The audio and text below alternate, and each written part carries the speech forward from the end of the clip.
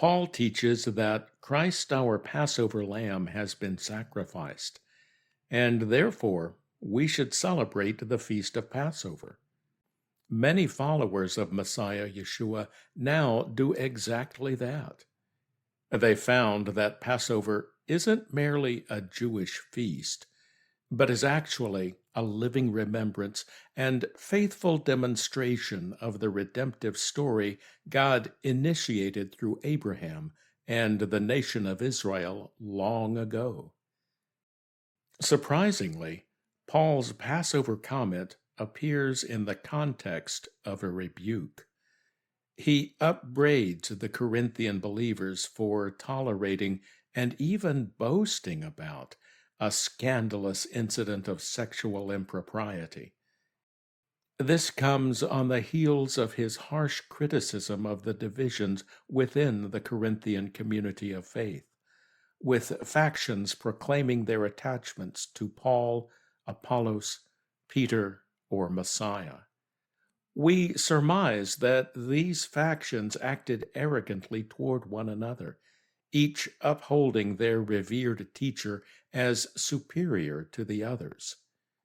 Being so divided, they were open to the grievous immorality Paul addressed. That's the context of his Passover declaration. Your boasting is not good. Do you not know that a little leaven leavens the whole lump? Cleanse out the old leaven that you may be a new lump, as you really are unleavened. For Christ, our Passover lamb, has been sacrificed. Let us, therefore, celebrate the festival not with the old leaven, the leaven of malice and evil, but with the unleavened bread of sincerity and truth. What the apostle means is that Yeshua's followers have missed the point not only of the feast, but of their redemption. As he says, is Christ or Messiah divided?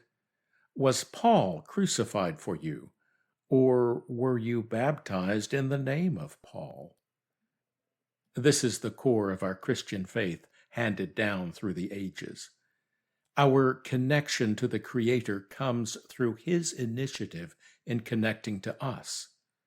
We couldn't reach Him on our own, but He fixed the problem by becoming human like us, paying the penalty for our transgression, and defeating death so that we could, through Him, gain eternal life. We were not only saved from destruction, but redeemed to join with our Creator and serve Him for eternity.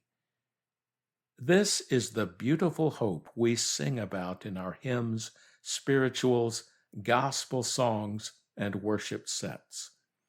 It's what we're supposed to remember at this time of year when we observe Passover, eat unleavened bread, and celebrate our Messiah's resurrection as the firstfruits of those who sleep in death. The irony of our faith is that we received it from our Jewish brethren, but they don't share it. That is, they don't share the reverence for the divine Messiah, even though they celebrate the same redemption story at this same time of year. The sad irony is that we, though brethren in the faith, regard one another as strangers and outcasts. John summarizes the Jewish position on this matter in his gospel.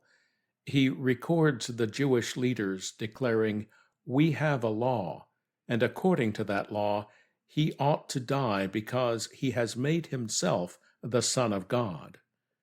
That's still the Jewish position, and it's why traditional Christian evangelism has little impact on observant Jews. This wasn't a knee-jerk reaction to the upstart rabbi from Galilee, but a response to the Babylonian exile. The exile happened because of blatant idolatry practiced by both houses of Israel. When the Jewish exiles returned, they determined to guard against that error, an insidious error in a world where pharaohs, kings, and Caesars claimed to be gods. Messiah would come from God, but to the mainstream sects of Second Temple Judaism, it was inconceivable that Messiah would be God in the flesh. That's the baggage our Jewish brethren carry. It may be that God chose to reveal Messiah to uncircumcised Gentiles because they didn't have that baggage. The good news that God had come down from heaven to redeem the world found fertile soil in pagan hearts. We know from the Christian transformation of the ancient world and from our own testimonies that the message is true. If it were not, then it would have come to nothing long ago. And yet we have baggage of our own. When we listen to those wonderful songs of faith, we hear about going to heaven, crossing the Jordan, entering Beulah land, walking golden streets in the New Jerusalem, and other expressions of our eternal hope. It's right to sing of such things, but what Yeshua said to the Samaritan woman applies still to us. You worship what you do not know. We worship what we know, for salvation is from the Jews. We know the King, but we have little knowledge of his kingdom. That's why through the ages we have looked to Rome, Constantinople, Moscow, London, Salt Lake City, and other places as the temporal centers of our Christian faith. Jerusalem, if we think of it, is a spiritualized place in the age to come, not the physical capital of the very real nation of Israel in the land God promised to Abraham and his descendants. That's our baggage, and the reason we desperately need the connection with our Jewish brethren.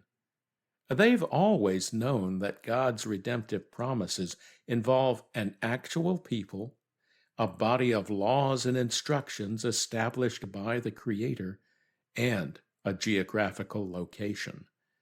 We know this is true because the Jewish people, as the visible remnant of Israel, have clung tenaciously to the Torah, have survived to be resurrected as a nation, and have returned to the land God gave their ancestors.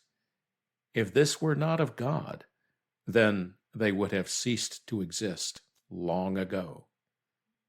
This is the spectrum of redemption.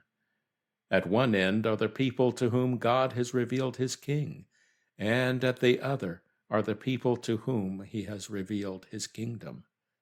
The revelations have matured separately for reasons only our God fully knows. We're blessed to live in the time when those revelations are becoming one. This is the moment of redemption for Israel and the nations, which all creation has awaited since time immemorial.